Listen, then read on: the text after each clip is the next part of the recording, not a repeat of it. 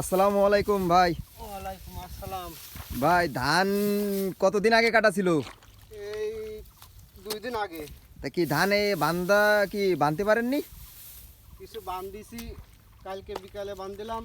আবহাওয়া ভালো ছিল, রাত্রে বৃষ্টি হয়ে আবার এই যে দেখতেছি শুকনো ধান, এই যে হ্যাঁ হ্যাঁ ধান তো দেখতেছি এক ভুঁই থেকে আরেক ভুঁইতে দিচ্ছেন নাকি? হ্যাঁ, ওই আলির পর দিয়ে উঁচু জায়গা দিয়ে নাড়িয়ে দিচ্ছি, ধানটা যাতে নষ্ট না হয়। বাঁচতে হবে। আপনার কত বিঘি আছে ধান কাটা? ওই 22 কাটা। 22 কাটা মতন কাটা আছে, তাই তো? তাই সব কি বাসায় উঠে গেছে না না মাঠেই রয়েছে?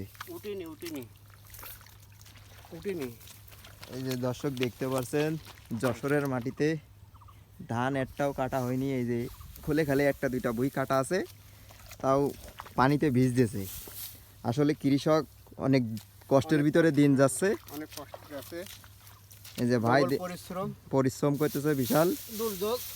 দুর্যোগের কারণে দুর্যোগের কারণে দেখতে পাচ্ছেন।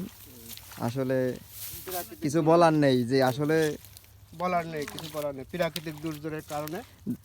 আসলে যে ভাই ধানের দাম নেই, তাই এই বিষয়ে কিছু একটু বলবেন। ধানের দাম নেই, কৃষকের লস হচ্ছে, সারের দাম বেশি, পানির দাম বেশি, বিদ্যুৎ দাম বেশি,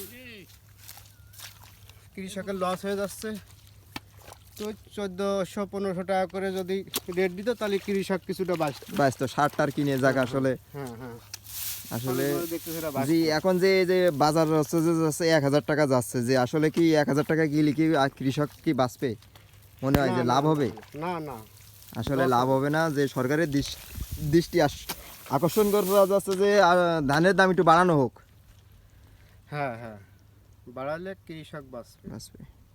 হ্যাঁ, কৃষক বাঁচবে, সবাই বাঁচবে। আচ্ছা ভাই, আল্লাহ হাফেজ। হুম, ঠিক আছে।